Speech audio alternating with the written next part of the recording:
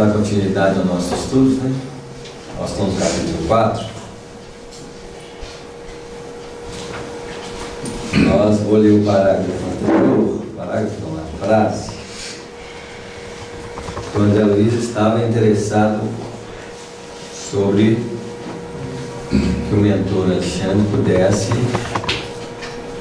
orientar sobre as moléstias da alma, principalmente em se tratando do vampirismo espiritual existente nesses micróbios espirituais, né? E ele diz assim: as moléstias da alma, como as enfermidades do corpo físico, antes da afecção existe um ambiente. As ações produzem efeitos, os sentimentos geram criações, os pensamentos dão origem a formas e consequências de infinitas expressões. Nós tínhamos falado sobre isso, não vou, refalar. Vamos dar continuidade.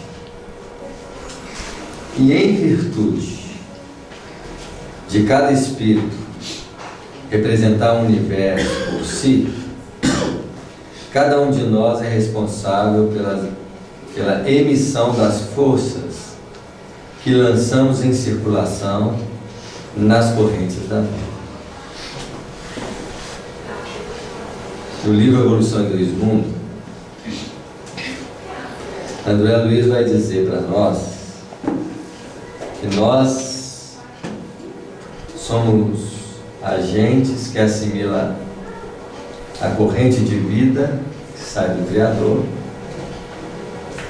e, como um centro de vida, ao assimilar as correntes de vida, nós imprimimos nessa corrente a nossa marca pessoal.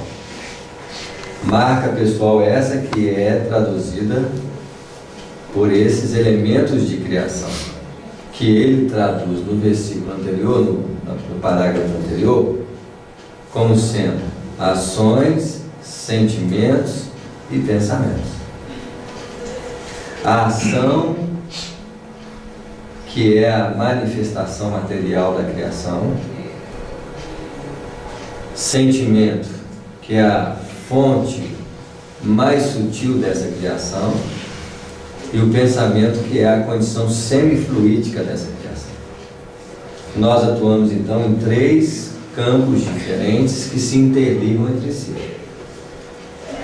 Onde a ação norteada pela palavra, pelo gesto, é assim? É a nossa marca pessoal de criação no mundo. Pensamento e emoção e sentimentos já são oriundos de uma realidade espiritual de criação, onde nós influenciamos o mundo espiritual, sendo que o pensamento atua mais diretamente no plano espiritual mais próximo de nós, e o sentimento é a matriz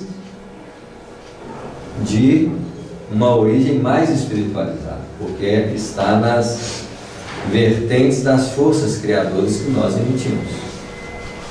Para a espiritualidade, a qualidade com que nós manifestamos o nosso espírito representa a qualidade do nosso próprio espírito, em se tratando de hierarquia espiritual. Então, como que eu vou dimensionar a qualidade espiritual do meu espírito? Através da qualidade dos meus pensamentos e das minhas emoções, dos meus sentimentos. É assim?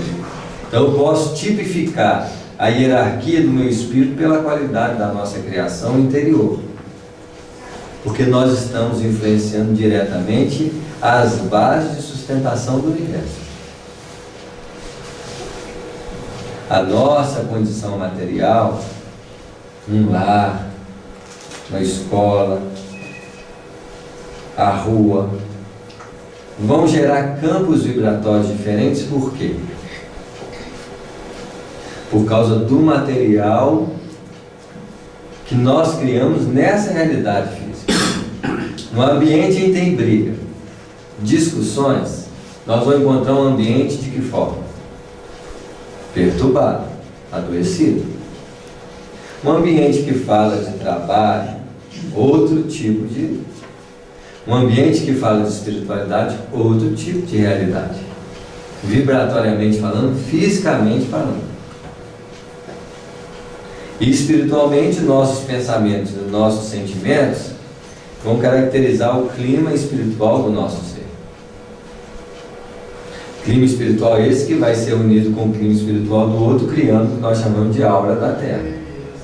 Então, o que é a aura da Terra? A aura da Terra é um conjunto de energias emitidas pelos espíritos da Terra. Então, há regiões na Terra em que as emissões são mais equilibradas. Há regiões na Terra em que as emissões são mais perturbadas. As equilibradas estão circunscritas a muito pequenos espaços. As perturbadas estão mais o quê? Abrangendo maior espaço. Porque nós mesmos somos agentes da perturbação quando não estamos vibrando com harmonia. Sendo que o nosso compromisso de harmonia espiritual está muito mais ligado à afeição religiosa do que um comprometimento contínuo dia a dia.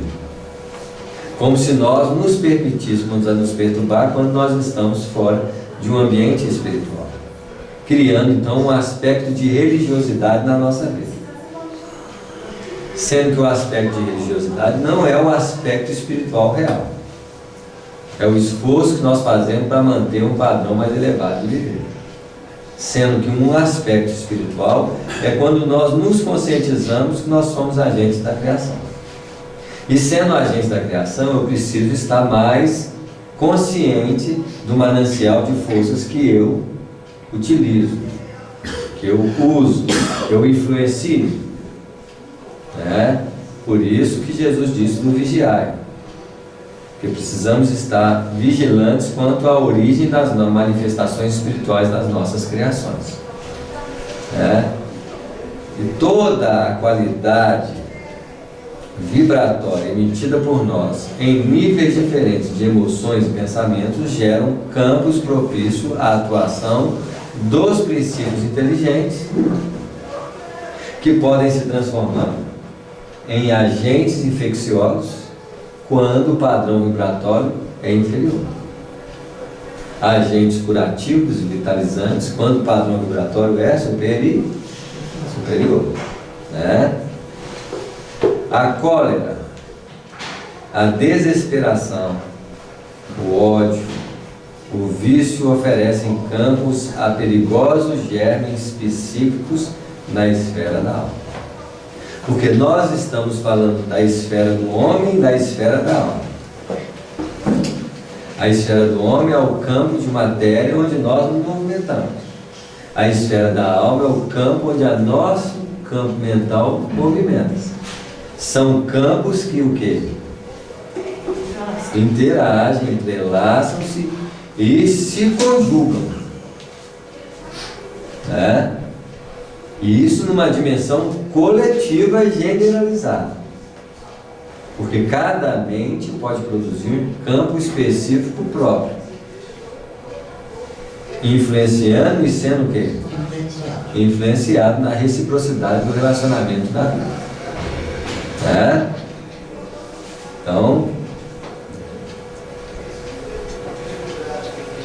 quem é o agente de transformação das doenças na Terra? O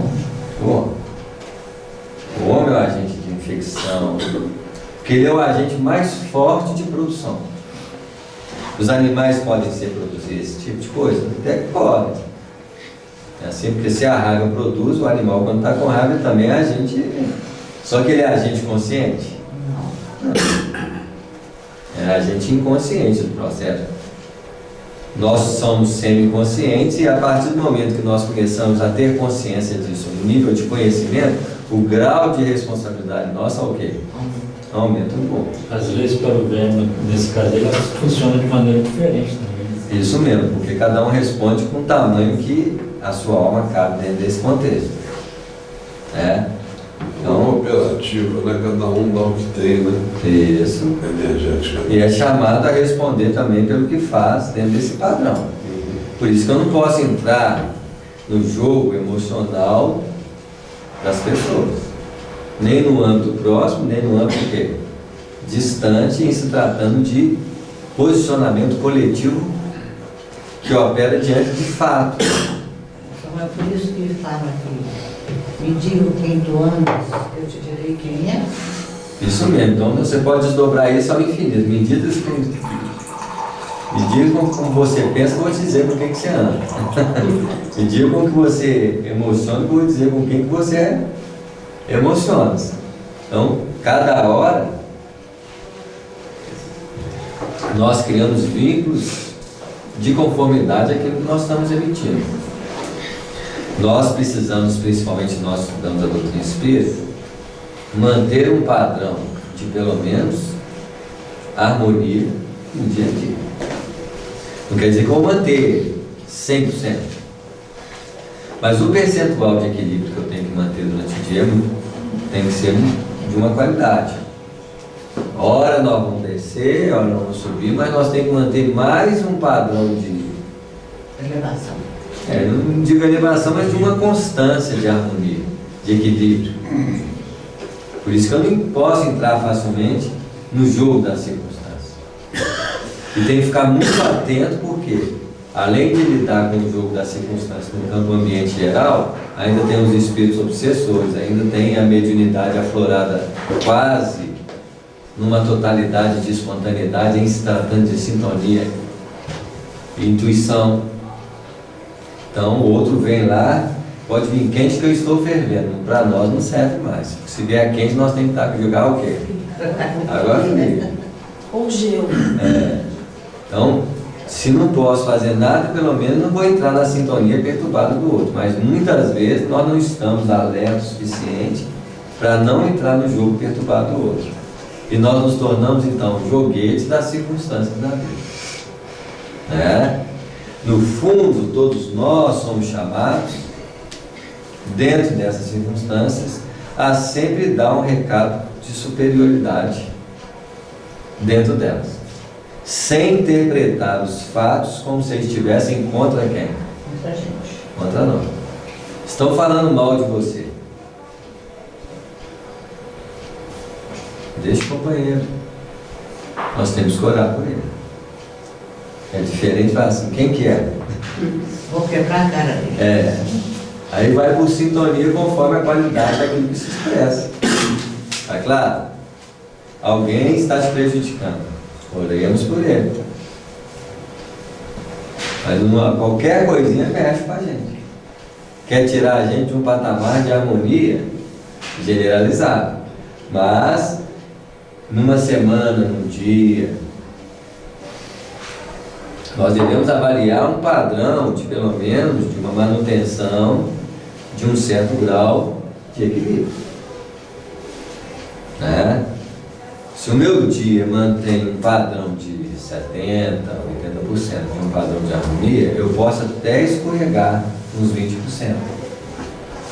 Eu não vou valorizar os 20%, eu vou tentar manter o quê? Os 80%, os 70%, né? Assim, para mim, porque quando eu desencarnar, é lógico que eu posso ter tido uma vida juvenil, infantil, dentro de um padrão, mas cada vez que eu tomo consciência, eu vou tentar qualificar a minha vida a partir do momento que eu tomo consciência, porque é ali que vai ter a resposta em relação ao que eu vou encontrar. Vou pegar o que eu fiz no passado. Se eu não me prendo aos aspectos das reencarnações passadas para me determinar a minha escolha agora, para nós que já começamos a dilatar a nossa consciência no padrão superior, eu não posso nem mesmo me apegar aos anos que passaram na minha vida. E conforme for o padrão de interesse e crescimento, eu não me apego nem às semanas, nem aos dias. O que eu fiz 2 dias atrás já não me interessa. Os meus propósitos de reencarnação, eles já não ficam qualificados dentro de uma circunstância existencial de uma vida. vou tentar padronizar uma melhoria na minha vida, é de dias, de horas, de minutos, porque a contingência de avaliação e de valorização do tempo nas circunstâncias de várias encarnações é um, nas circunstâncias de uma encarnação é outro, nas circunstâncias de anos já torna-se outro, nas circunstâncias de meses e de dias. Porque Jesus sintetizou 30 anos em 3 anos. É assim? Os 3 anos de messianato dele, dos 30 aos 33, sintetizaram os 30 anos de trabalho que ele foi fazendo aos poucos na Terra. E nós podemos dizer que as 3 últimas horas da vida dele foi muito mais profundo que os 30 anos, os 3 anos que ele viveu. E talvez os 3 minutos finais da existência dele foi extraordinariamente mais profundo do que todos. Todos os anos. Porque nós não podemos qualificar o que representa. Muitas vezes uma pessoa se perde na vida por causa de alguns minutos, por causa de um ato. Quantas vezes a nossa mente valoriza assim, né? Eu faço uma disciplina a semana toda, luto. Aí nos últimos momentos lá, ele disciplinou assim, eu não tenho jeito não consigo me disciplinar. Ele valorizou o quê? O último momento da disciplina e desvalorizou todo o trabalho. O que a justiça verdadeira, ela não fundamenta-se numa circunstância circunscrita ao ato em si. Eu vou olhar o quê? Um todo. Pode ser avaliado por uma circunstância, né? E a nossa mente gosta de fazer isso, onde ela tem peso de valorização de uma circunstância que não deveria ser tão pesada assim. Por isso que a compaixão e o perdão são princípios que nós temos que aprender a alimentar conosco. Porque se eu não consigo ter compaixão e perdão a mim mesmo, vai ser mais difícil fazer isso em relação aos outros. Lógico que eu não posso criar a circunstância do perdão e da compaixão com base, né, assim, para me errar. Toda hora eu vou ficar me tendo compaixão e perdão por mim, mas eu não estou toda hora errando. E eu posso compreender que eu tenho minhas limitações. Preciso de compaixão e perdão. Tanto é que no processo das regressões de memória, quando há uma necessidade disso, para que nós tenhamos acesso ao processo profundo do passado, sem nos sentir constrangido, eu tenho que aprender a me perdoar. E ao mesmo tempo que eu me aprendo a me perdoar, eu tenho que perdoar essas mesmas atitudes em relação a quem? Porque não há um diapasão de sinceridade se eu não consigo perdoar no outro aquilo que eu estou pedindo para perdoar em quem? Isso. Então, para mim enxergar uma atitude em que eu fui estrupador, eu tenho que ter a capacidade de compreender o estrupador de hoje sem julgar, sem condenar, colocando ele dentro dos aspectos da lei para ele responder aquilo que ele faz. Mas eu não posso julgar o companheiro com rigidez, porque senão, quando eu enxergar que eu fui estrupador, o mesmo olhar vai ser criterioso a quem? A você mesmo. Isso. Então, por isso que os problemas da regressão estão alicerçados com a capacidade de compreensão. Porque quando eu compreender a atitude de desequilíbrio do outro, mas com o propósito de educá-lo, é uma coisa. Porque aí eu estou fazendo aquilo que gostaria que fizesse o quê? Com você. Isso. Então, quanto mais eu não me surpreender com as atitudes agressivas das pessoas no padrão evolutivo que elas se encontram. É assim? Mas eu estou compreendendo quando eu tive essas mesmas o quê? Isso. Aí eu posso enxergar o passado sem perturbar. Porque eu não estou perturbado em ver o presente das pessoas que estão no mesmo nível. É onde o perdão entra na sua afeição mais profunda. Eu preciso parar de, mesmo que uma coisa me impacte, me toque, me surpreenda, e a surpresa e o impacto emocional negativo é uma desqualificação para quem consegue olhar aquilo sem esse impacto. O menino foi arrastado pelo carro, os meninos roubaram o carro, aí aquilo gerou um impacto coletivo, todo mundo queria fazer o quê? Agredir quem fez. Sendo que, olha o grau de consciência que eles deviam estar com a droga, né? Como que eu vou julgar? Né? Como que a coisa é difícil, né? Assim? Então, é uma atitude errada? Quem tá? É muita coisa que se envolve naquele julgamento.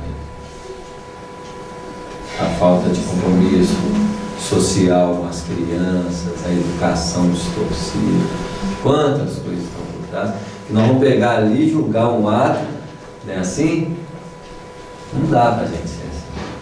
Por isso que o espírito, quanto mais evoluído ele é, mais ele menos julga o ser e tenta compreender a atitude, a ação, pensando numa forma de elevar a educação daquele ser. E é lógico,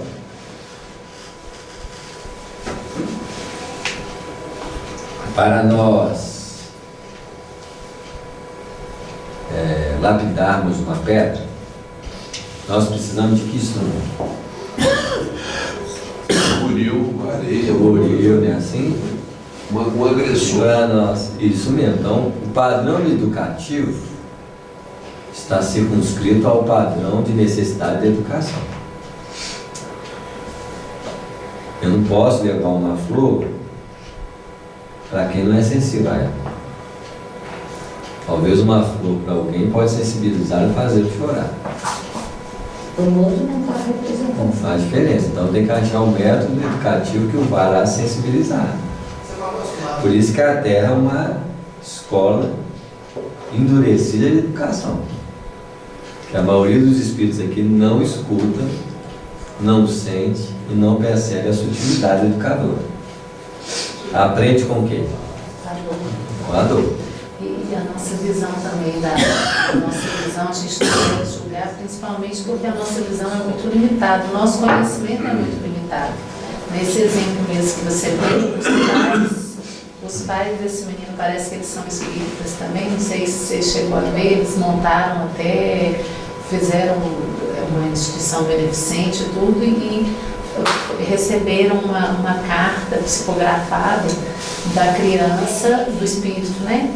Falando que ele escolheu desencarnar dessa forma porque no passado ele era uma daquelas pessoas que mandavam matar, igual nesses livros que a gente lê, Ave Cristo e tal, que eles que os cavalos arrastavam, as ligas. e que ele foi responsável por muitas mortes assim. Então, quando a gente julga também, a gente julga desconhecendo toda essa realidade, né? Toda essa programação espiritual, a gente julga porque a gente não acredita em Deus, né? De verdade. Não acredita numa organização superior, né? Uma estrutura, porque a justiça da Terra é um reflexo da justiça que nasceu do céu. E aos poucos foi materializando uma justiça aqui, decorrente da inspiração dessa justiça que funcionava. Né? Mas, e é lógico que num planeta como o nosso, um planeta muito novo, muito bruto, muito ignorante, cujos padrões educativos estão relacionados com essa dinâmica. Os padrões de uma justiça para ser elevados exigem que o padrão coletivo também o quê? Se eleve. Mas o que nós estamos vendo nas leis trabalhistas, nas leis da justiça, nas leis, qualquer lei que opera sobre o mundo, está estabelecido ao padrão de maturidade e de conquista que o coletivo desenvolve. Né? E na medida que isso vai acontecendo, nós vamos mudando as nossas leis. Né? Então, nós estamos jogando pedras ainda, né? Hã? Nós estamos jogando pedra ainda. Jogando pedra? É, porque aquele lance daquela menina que pegou ela no motel, pôs na rede social, todo mundo criticou, todo mundo compartilhou num momento que era deles. Ele colocou de verdade. Isso aí, então aí cada um vai escolher o padrão que elege. A gente vai pegar aqui e fazer uma oração. Mas a gente gente que vai condenar. Por quê? Nós não conseguimos ver, por exemplo, no Facebook, quem não compartilha. Quem pensa assim, vou espalhar a mensagem ruim. Esse nós não vemos, nós só vemos quem? Que ataca, que critica. Né? Não dá para se ver a pessoa que fez o comportamento contrário, porque não aparece, né? Aparece quem faz, né? Mas há um contingente de pessoas que fala assim, não vou divulgar o time, nem lê, reza, ora, né? Não tem um íconezinho que fala assim, oração para ele. É assim? Quem sabe nos Facebook da manhã? É assim, oração para ele, né? Então talvez essas coisas modifiquem na manhã, né? Tá vendo? Desce cada um aqui. Mas foi uma ideia ótima, né? É isso. Tá vendo? É o que eu falo. Essas coisas que ela assim, de onde você tirou isso? Eu não tirei de trás, nem alguém vem aqui e faz o quê? Lança a ideia, mas quem vai pegar e produzir, você sabe que essas coisas, mesmo que tá saindo sai de uma sala dessa aqui, né? Aí chega amanhã, daqui um ano tá lá, alguém coloca um ícone de oração.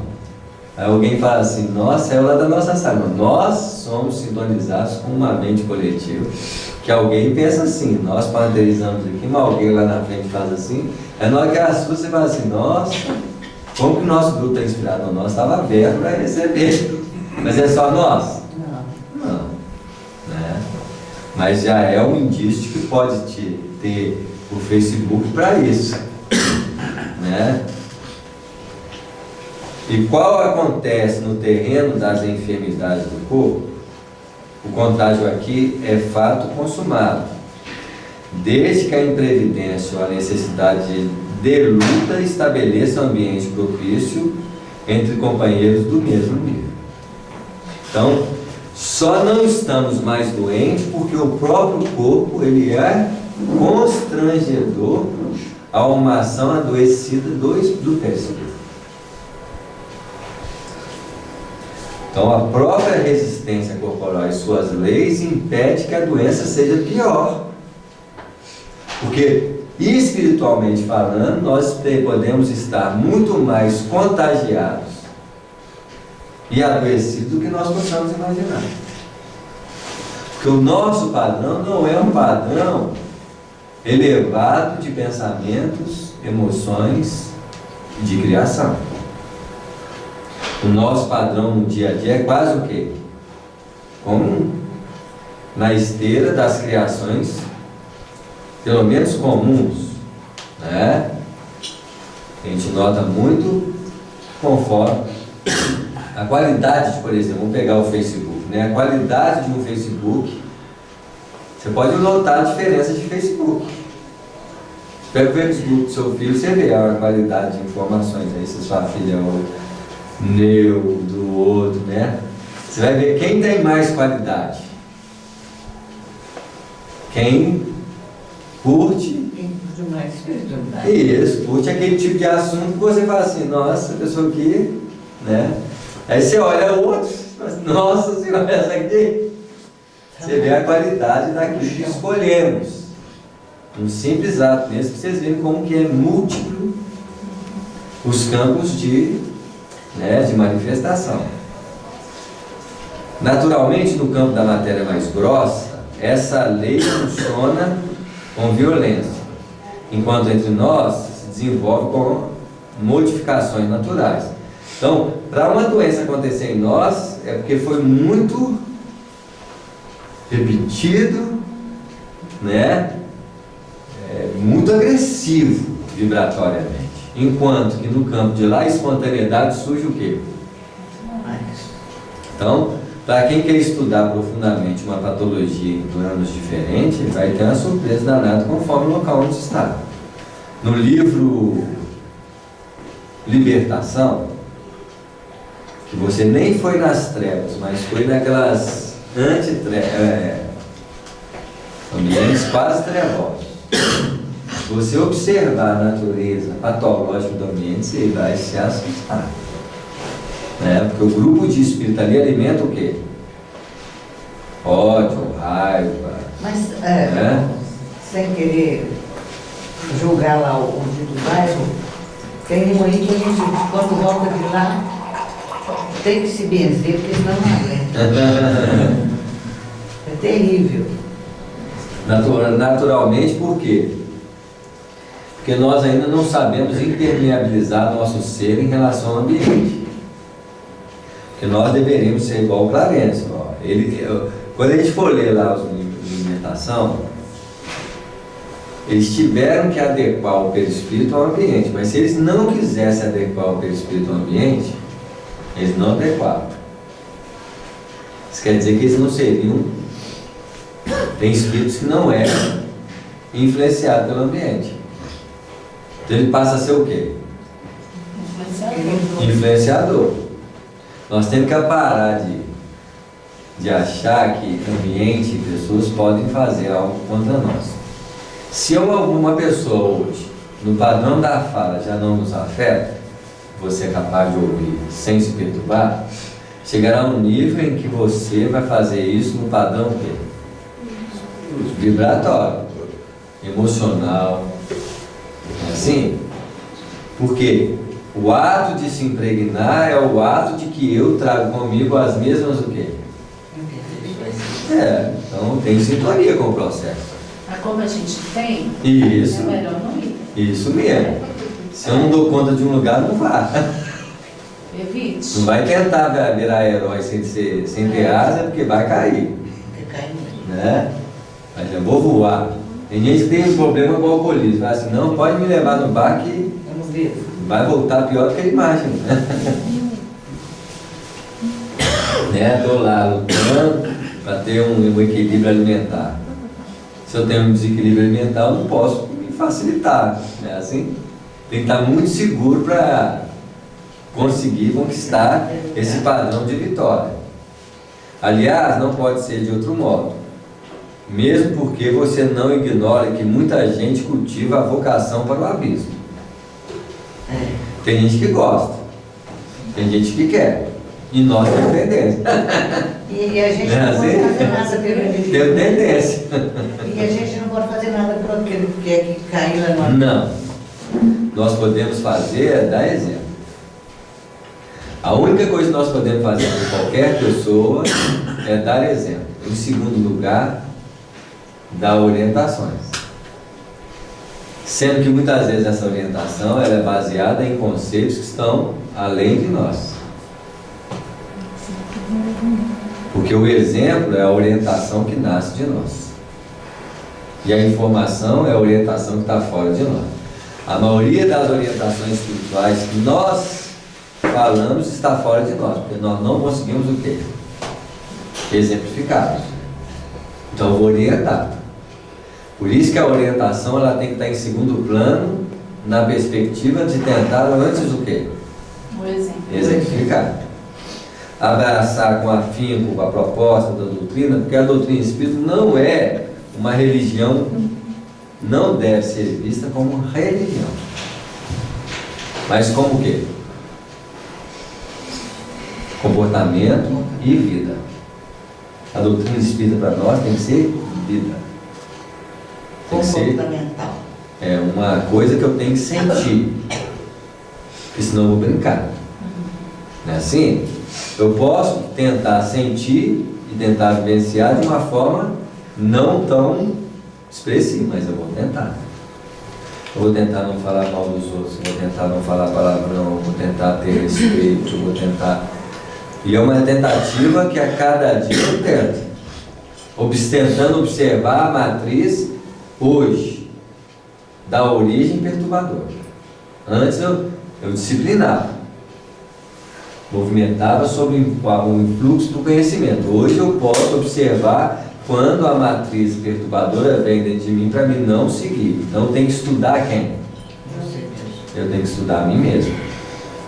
Mas olha, o estágio de evolução tem vários níveis. Tem hora que você é tocado pelo conhecimento e abrange o conhecimento, aplica o conhecimento. E ainda quer converter quem? O outro. O outro. Um dia você cansa de tentar convencer o outro. Você nota que você não convenceu nem... É assim mesmo. É assim mesmo. Porque você tentou tocar isso pelo campo do quê? Pensamento. Aí você começa a ter necessidade de estudar as suas próprias o quê? Perfeições. Isso. Então você tem uma necessidade de compreender você a cada momento. No trânsito, no trabalho, no dia a dia, no centro, fora do centro. Porque aí você não tem que olhar para o outro, tem que olhar para quem?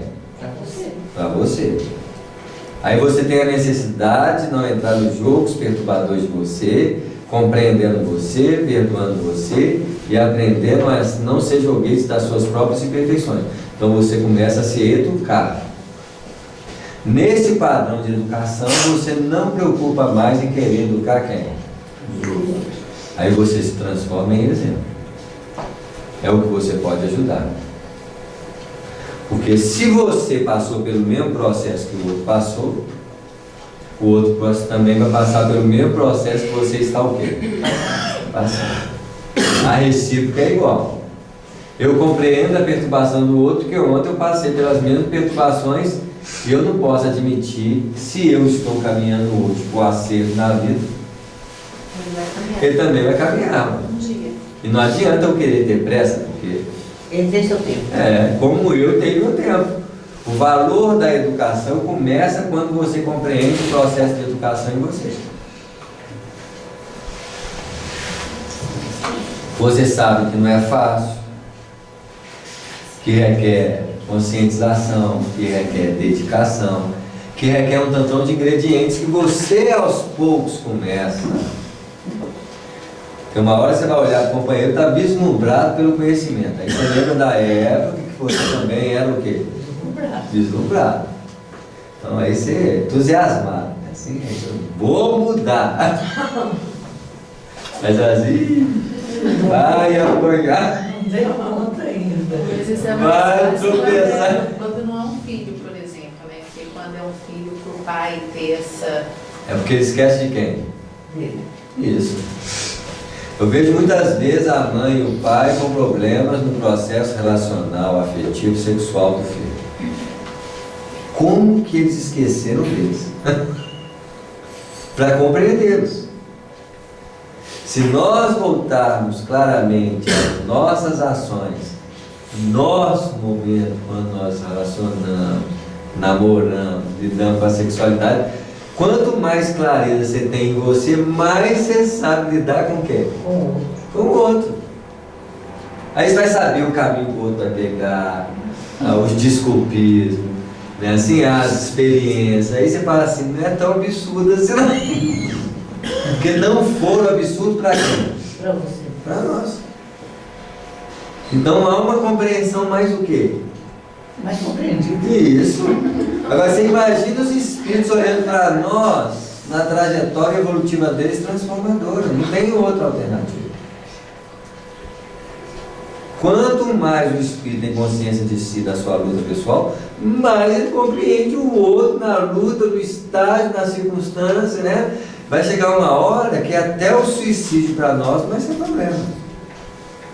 Indiferente se vai ser da família. Porque você não vai olhar mais as circunstâncias, porque você vai ter uma maturidade muito grande como seus próprios suicídios. com as suas próprias decepções, com os seus próprios sofrimentos. Então você terá um dia uma compreensão muito grande de dizer assim, olha, o que nós temos que fazer não é valorizar a perturbação, mas criar propósitos educadores que possam tocar a criatura nas suas necessidades de crescimento. Para um assassino, o anjo da guarda dele tem que esperar muito. Aí você fala assim, você está de braços cruzados? Não, ele que me permite agir sobre ele. Eu tenho que esperar padrões de experiência, mas ele vai ter que sofrer muito, mas é o processo que ele precisa aprofundar dentro de si para ele receber influxo de auxílio. Não tem como sair disso, né? Quanto mais bruta a pedra, maior maior é a Por isso que eu não posso força colocar desse Jesus como guia espiritual de um ser espiritual nascente. O ser espiritual nascente precisa de um anjo da guarda semi-nascente.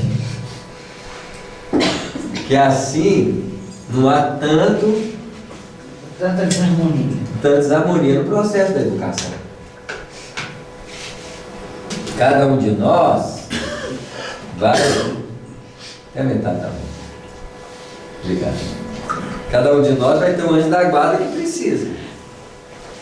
Imagina que eu tenho um anjo da guarda quase próximo de mim. Aí eu começo a me esforçar, a trabalhar, estudar. O anjo da guarda fala assim, eu tenho que acompanhar ele. Aí ele começa também o quê? Tem que fazer o quê? Tem uma hora que fala assim, ó, você, bom, você vai ter que pegar um outro, porque esse aqui está precisando de um outro. Pede substituição.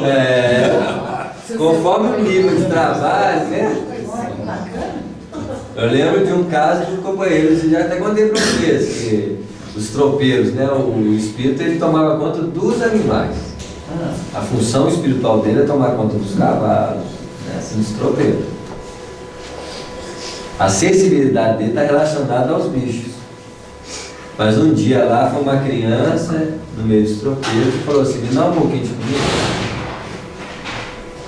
Aí os tropeiros assim, não tem comida, ele falou assim, não, vou procurar comida em outro lugar. Ele ficou mordido. Ué, por que você não pode dar um pouquinho da farinha do rapadura do menino?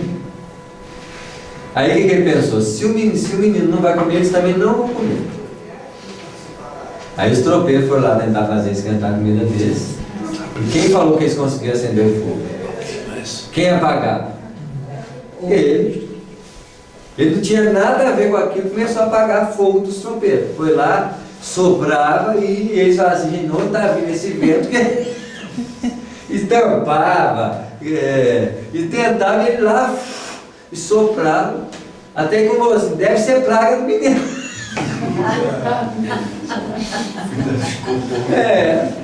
Vai lá, pega um pouco de rapadura e farinha e dá pro menino lá. Aí alguém correu lá e deu pro menino. Aí ele falou assim, agora vocês podem comer. Quando ele acabou de fazer isso, apareceu um espírito lá e falou assim, você não precisa tomar conta mais de animal, porque você ficou sensível ao sofrimento de uma criança, agora você vai tomar conta de outro setor. Dizem que ele ficou na porta de ser espírito. Evoluiu bastante. Ia tomar conta de quem entrava ou saía do centro, porque ele já estava sensível a observar qualidades que não era só de qualidade animal. Agora, se há evolução para anjo da guarda, semi-anjo, anjinho, né? Você tem que fazer. Meia-asa. Penúria. Tem anjo de tudo quanto é aqui. Auxiliar, assistente. Isso mesmo. A gente monta uma equipe de passe aqui, né, do grupo. Filhote. Aí os espíritos falam assim, chama os estagiários de passe para acompanhar o grupo, para ver quanto tempo vai durar. Não é assim? Se eles vão estudar, se eles gostam, né, assim, aperfeiçoar, ou vai ficar só aquele café com leite, né? Então aí imagina que o grupo fala assim, vão estudar, vão aperfeiçoar, vão, aí persiste 1 ano, 2 anos, o companheiro está lá, o estagiário está lá, e o chega o mentor e fala assim, estagiário, sua função foi muito boa até agora nós precisamos, isso aqui tem 1 ano de trabalho, o pessoal está afim, vamos colocar um cara que precisa atender as necessidades deles com maior profundidade. Você aprendeu muito, você passou muito, mas agora você tem que crescer também, vamos para lá. E coloca o outro que já dá o quê? Uma assistência maior. Aí passa 10 anos, tá a equipe lá, sai um, entra outro, mas a equipe tá firme lá. Começa um dilatado trabalho de assistência de cura, de trabalho. Aquele outro chega lá e fala assim, ó, você já ajudou bastante, agora nós estamos precisando de um companheiro aí que faça mais. Isso. E aí nós vamos aprimorando nossas necessidades, atraímos aqueles que podem oferecer mais em benefício daquilo que você conquista. É assim? Como no culto no lar, né? Culto no lar, mesma coisa. A maioria dos companheiros que acompanham o culto no lar é estagiário da espiritualidade. E eles têm o grau de compromisso. Se o culto mudar, que tem a tendência do culto piorar, Por quê? porque é quase vira um automatismo de compromisso, obrigações que tem que ser cumprido na hora do culto e correndo. Porque no início tinha até muito entusiasmo. Não, vamos dizer que ele não está correndo. Sim, agora se o culto se transforma numa melhoria, aí vai trazer. Mas quando o culto vai passando o tempo, é a hora do culto. Aí vê a cara dos cultistas de lá. Não, tem gente que sai correndo. Isso, tem gente já sai correndo. Tem gente que vai assim, deixa eu cumprir minha obrigação. Lê logo aí. Não é assim? Mas como é que eu vou deixar Jesus aproximar de um culto desse? Seria até... Mas e Jesus dando a volta de culto no lar de espírito? Qual culto que ele vai ficar? Ele vai ter poucos que... Ele para não chegar nenhum, né? Ué. Tá claro?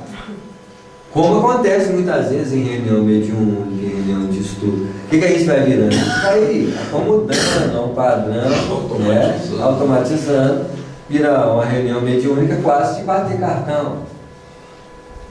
É assim? A diferença do nosso grupo aqui, né, que nós, felizmente, nós temos livros que vai mudando de assunto. Vai nos ler. Querendo ou não, desde que nós começamos a estudar ou não, quanto mais uma persistência no estudo, mais você... Isso aqui é um ensaio do futuro dos estudiosos das universidades espirituais. Vocês acham que esse tipo de matéria aqui é para qualquer escola? Não, com certeza. Não, isso aqui é o princípio de universidades espirituais que a Terra vai ter. Nós somos os vanguardeiros daquilo que vai ser estudado naturalmente. Como acontece lá no outro plano. Esse tipo de matéria não é para todo mundo que se interessa no aperfeiçoamento. Imagina que, não sei se todo mundo, mas um percentual de pessoas aqui chega no livro. Qual que é o? Sexo, Destino. Não tem jeito. Nós estamos qualificando o nosso padrão para o nível, no mínimo, de formação acadêmica. Um padrão não superficial. Pelo menos a nível de instrução, é um nível de instrução que não é todo mundo que faz. E não é à toa que quem está no grupo desse, chega uma hora que não tem como, desdobra. A própria pessoa já tem qualidade suficiente para fazer o quê? Multiplicar. Onde está, vai trazer algo diferente. Vai ter visões diferentes, vai ter informações diferentes. Vai dar algo a mais quem está do lado. Porque recebeu mais. Não tem como. É dando que o quê? Aquele que muito é dado, muito será cobrado. Isso, será pedido. Pedido não só no sentido da cobrança, porque existe a cobrança daquele que vem do alto, e existe a cobrança que vem do necessitado. Esperamos que essa expressão evangélica não esteja ligada à cobrança, mas à cobrança. A cobrança, mas a cobrança. Sim, porque quando nós lembramos de cobrança, é como se fosse alguém que tivesse assim: o que você não fez? Ah, sim. Sendo que muitas vezes a cobrança é de quem pede. Quando a cobrança de quem pede, é porque tem muito para dar. E quando é cobrança de quem cobra, é porque tem pouco para dar, então tem que cobrar. Existe cobrança e cobrança. A cobrança de lá é uma cobrança que é estabelecida pela necessidade. A cobrança de cá é uma cobrança estabelecida para quem não tem. Então, olha os padrões diversificados de entendimento. Porque quando eu vejo a cobrança como cobrança de lá, eu estou transferindo a de cá Para lá. eu não estou lá, no fundo eu estou até aqui, precisando do olho por olho. E dentro do tempo. É. Quem cobra de Jesus? Ninguém. Ninguém. A necessidade de quem está É isso que o precisando. Luciano estava falando, que uma colega nossa faleceu, e eu falei que ela acabou o sofrimento, eu pago a dívida, né? E o Luciano falou, não pagou a dívida nenhuma. Não sabe, né? Ela não Quem sabe, pagou. né? Ela teve um intensivo, falei com ela que ela teve intensivo. Ficou 2 Curso anos. intensivo de aprendizado com o sofrimento que ela teve. Ficou 2 anos numa cama sem. Cada um com a sua escola, né? Nós estamos na escola boa ainda, por enquanto, né? Não sabemos que hora vai ser a nossa. Ela para poder ficar assim. Se Jesus recebeu a cruz como processo educativo de instrução, porque ele não recebeu nada para ela. Ele recebia para quem? Para nós. Para nós. A metodologia pode ser via diferente. É assim? Ele não queria o cálice educativo. Ele queria outro cálice de educação. Mais suave. Mais profundo. Então quando ele fala assim, pai, por que me deste esse cálice? Ele não está falando do Pai Deus. Ele está falando da intimidade divina que cada um trazer no processo do pedido. Está falando do Pai de quem estava buscando. Porque eu vou dar a instrução desse jeito se vocês quiserem. Eu queria dar a instrução de um outro cálice que é completamente diferente, se vocês quiserem. Só que a escolha da educação é candor e não do isso. Jesus queria trazer informações de um nível de quilate espiritual muito grande. E o povo não tinha entendimento. Não queria. Queria um outro tipo de educação. Tá claro? A gente acha que Jesus está conversando com Deus. Quando ele está falando muitas vezes com o Pai em referência a nós, ele está falando com Deus na intimidade de cada um de nós, em retratação das leis divinas que traziam em si. O Pai com ele é outra vertente, é outro anúncio. Tá claro? Então, nós temos que saber com quem Deus estava referindo quando falava de Pai. Jesus se referindo como Porque ele pode falar assim, vosso Pai que está no céu. Tem nada a ver com o meu. É a sua forma de relacionar com Deus na pequenez dos vossos sentimentos. Eu podia dizer assim. É como se os outros fossem espelhos, assim. É uma Isso. coisa de projeção. Vamos dizer assim, se eu vejo Deus como um carrasco, é vosso Pai. Quando ele fala assim, o meu Pai, ele fala vosso Pai, meu Pai e nosso Pai. Quando ele está falando do nosso Pai, ele está falando da origem divina comum a todos. Quando ele está falando do meu Pai, ele está falando de uma capacidade profunda de enxergar Deus que ninguém tinha até ali. E quando ele está falando do vosso Pai, é a forma como cada um elege a perspectiva de ver Deus.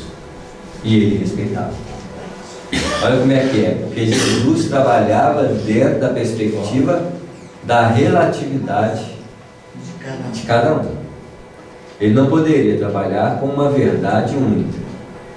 Porque ele tinha a verdade que ele concebia, a verdade que era comum e a verdade pessoal. Ele tinha que trabalhar com aquilo que ele podia trabalhar, conforme aquele que pedia.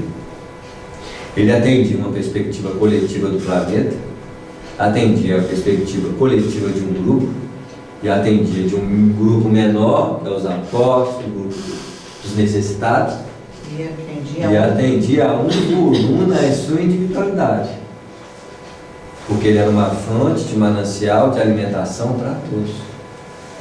Cada um alimenta daquilo que é capaz de alimentar. Não é assim?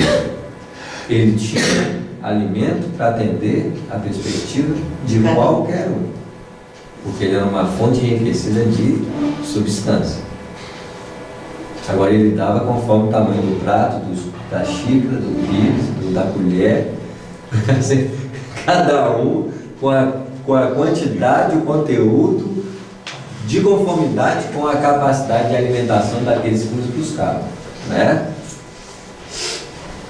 Cada viciação particular da personalidade produz as formas sombrias que lhe são consequentes. Raiva é uma, mágoa é outra, arrogância. Quantas formas viróticas existem nos padrões espirituais da Terra? Como cada elemento virótico bactericida do planeta é característico diferente, com mais dificuldade de mudança. Hoje os agentes infecciosos têm muito mais facilidade de adaptação e mudança do que o quê? Do que essas?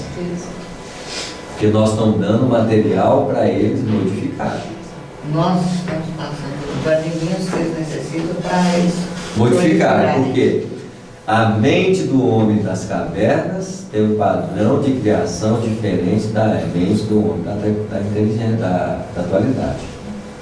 Ingredientes naturais do passado eram mais rústicos do que os ingredientes da mente atual. A qualidade de sentimento, a qualidade de profundidade mental, de forças vibratórias já eram diferentes, tornou-se cada vez mais primorosa. Por que a mediunidade é quase generalizada? Porque a mente humana ultrapassou os limites dos campos vibratórios da mente rústica do homem da caverna. O homem da caverna tinha mediunidade como? Os princípios do desdobramento do sono físico, porque eles ainda não emitiam pensamentos elatizados capazes de transcender o ambiente onde eles estavam. Mas eles já saíam do quê? Do corpo. À medida que eles começaram a pensar, a falar, isso vai o quê? Vai ampliando. Ampliando. Por que a mediunidade é generalizada? Porque o pensamento volátil, os pássaros dos céus começaram a multiplicar. Isso. Que é o simbolismo próprio, novamente, da Arca de Noé. O pássaro do céu que eles lançavam na arca era o pensamento. Então, nós tínhamos uma gama de animais guardados na experiência do passado. Na região do automatismo, animais terrestres, animais rasteiros, animais... É assim? Aí faltava trabalhar com o quê? O pensamento. O pensamento. O pássaro tem que começar a procurar o quê? Outras regiões de fogo. Então esse simbolismo da Arca de Noé que a gente ouve falar e tal, isso está tudo dentro do indivíduo. Isso, porque nós somos a arca em construção. A arca física, a arca psíquica. A arca física chama o corpo físico E a psíquica. Perispírito. Porque nós estamos falando da arca. Que é a estrutura do quê? Física. Tem os elementos da arca. A parte de baixo, os automatismos. A parte do meio, a consciência desperta. E a parte de cima, os anseios de movimentação. Um chama instinto, reação, outro chama raciocínio, lógica, palavra, outro chama pensamento, anseio, fé, desejo. Cada elemento desse localizado em parâmetros diferentes de localização dentro da área em que nós nos movimentamos. É assim? Cada viciação particular da personalidade produz as formas sombrias que são consequentes. E esta, como as plantas inferiores que se alastram do solo, o relaxamento do responsável, são extensivas às regiões próximas, onde não prevalece o espírito de vigilância e defesa. Então, se o nosso corpo criou elementos de vigilância e defesa na organização física, nós também temos que criar elementos de vigilância e defesa na organização espiritual. E quais seriam os ingredientes que nós teríamos para ser... Porque se o vírus nos afeta, conforme a estrutura neurótica, a própria estrutura neurótica vira o quê? Vacina. Ah, sim. Então, a própria estrutura psíquica vira vacina. Então, qual que é a vacina? Se a raiva é a doença, a calma é o a vacina, em que eu uso o mesmo agente de princípio com vibrações diferenciadas. Claro? Então, nós somos muito mais agentes de produção de doença do que a farmacopeia da alma. Amanhã nós vamos entender que calma, serenidade, compaixão, amor, perdão são os agentes de produção da cura e da saúde. E se eu quero começar a me tratar de verdade, eu tenho que começar a produzi-los em mim. Porque se eu produzo eles em mim, eu me transformo em quê? Em farmácia ambulante. Mas para me virar uma farmácia ambulante, eu tenho que pelo menos ter reserva de produção de mim mesmo. É assim? Então imagine quando a nossa mente se transformar em harmonia e equilíbrio o tempo todo. Não vai existir mais doença. Não. Pelo menos em nós. Aí você começa a evaporar o quê? Remédio. Remédio. Então você começa o quê? A curar os outros. Não é assim? Aí você começa. Então imagina 2 pessoas curando, 3 pessoas curando, aí começa o quê? Modificar o ambiente da Terra. A Terra saiu de hospital, escola, presídio para quê? Farmácia e outros nomes que eu nem sei que instituição você não é. Não é assim? Jesus, a energia dele então, né? Era Pura cura. doido. Por isso que ele curava sem saber que estava curando, sem saber não, que ele sabia tudo, né? Quer dizer, sem a intenção direta de curar, porque era a própria pessoa que ia lá e quê?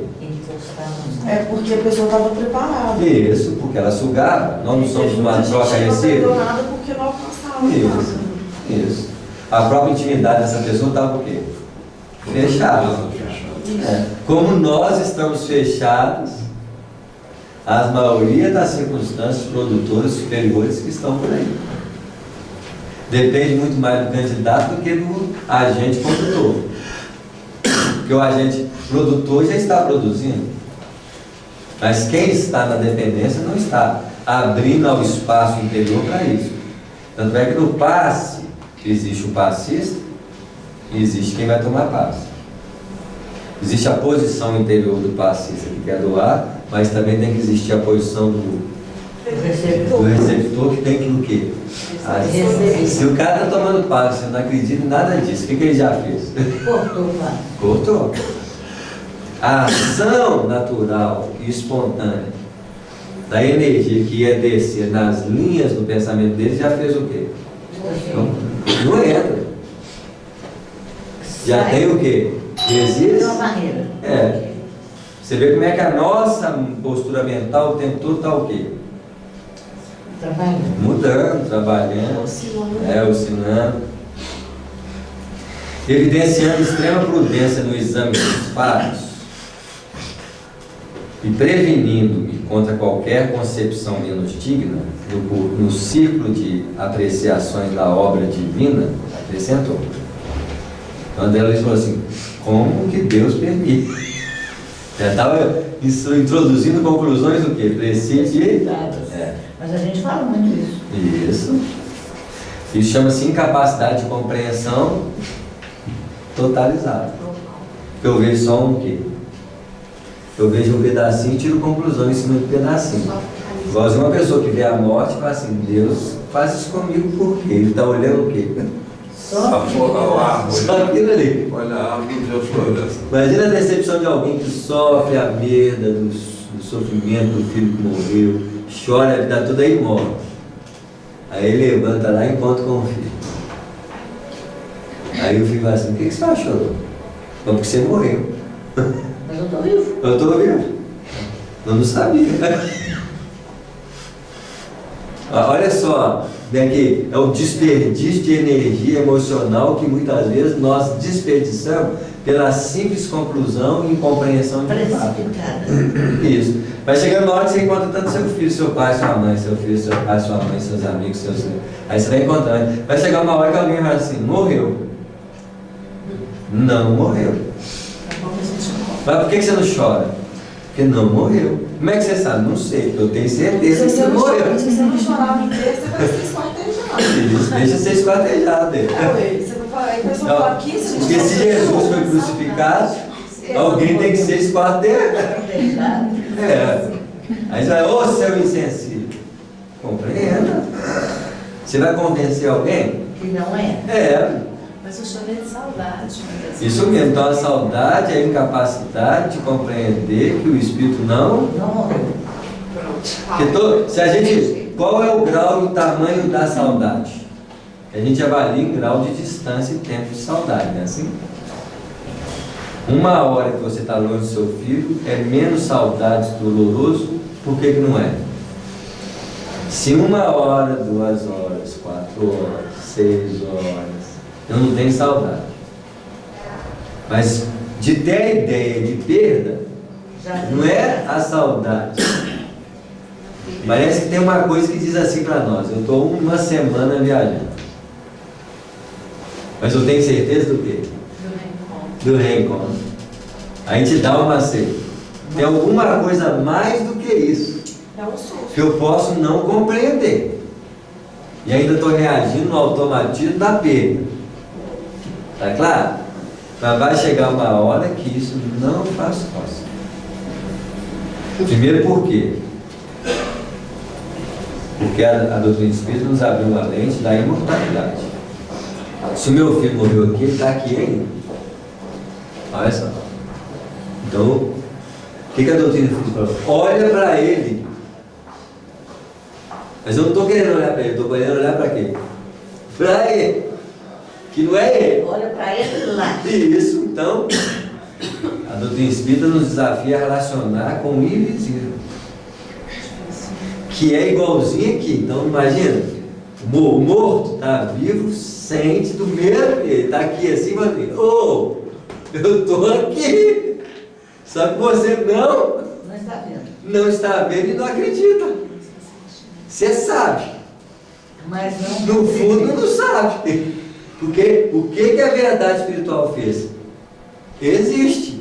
Aí você fala assim, está aqui. Vou continuar relacionando com ele. Ah, mas eu não vejo. Quem falou que eu tenho que ver? Então vai dar saudade. Então saudade é a pobreza de relacionar com alguém na sua feição superficial. Porque eu ainda não aprendi a relacionar com essa pessoa na sua feição invisível. Por Por quê? É difícil porque nós estamos presos aos sentidos. Olha os desafios, gente. São desafios minúsculos em que eu tenho que mudar o padrão da existência. Para viver num padrão, não vai chegar uma hora que eu vou relacionar. Então já estou, aí já é uma inspiração, né? Eu relaciono com vocês fisicamente, mas relaciono com vocês espiritualmente. Como relaciono com quem está aqui espiritualmente. Aqui não tem só vocês. Aqui está cheio de gente. Que vocês uma hora podem ir para lá. E como muitos deles vêm para cá.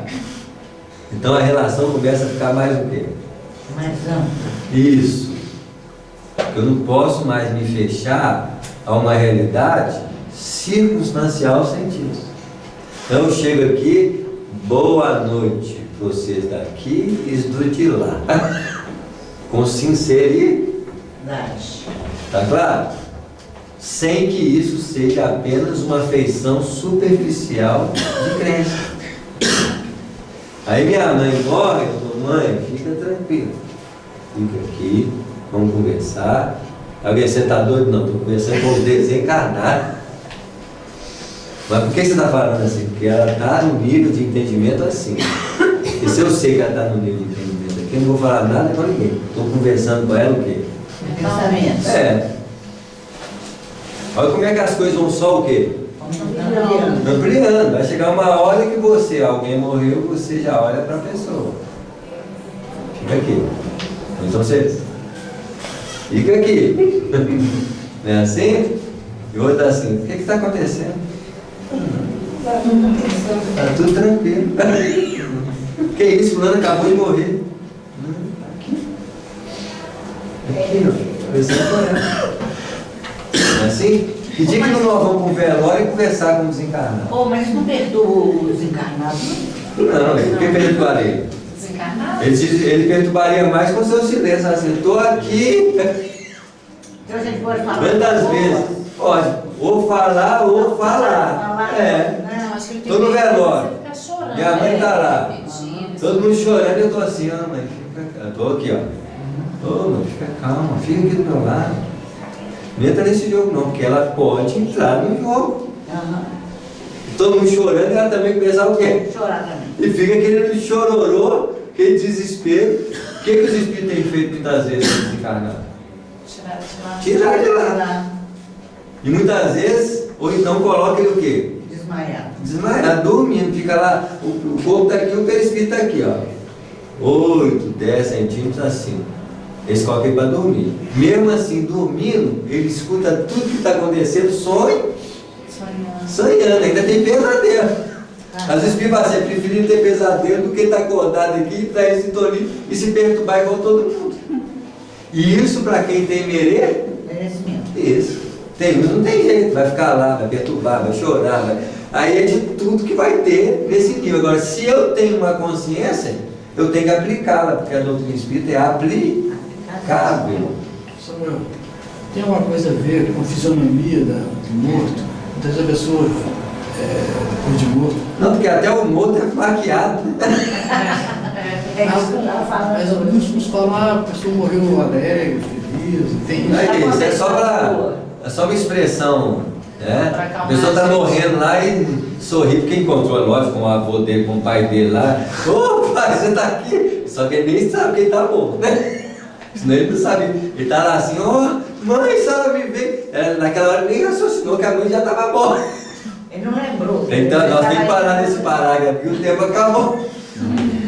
Mas nem lembrou que a mãe estava morta. Aí ela falou assim, mãe, a senhora veio aqui, mas a senhora não está morta? Tá, minha filha, isso quer dizer então o quê? Eu também estou. Você está reconhecendo.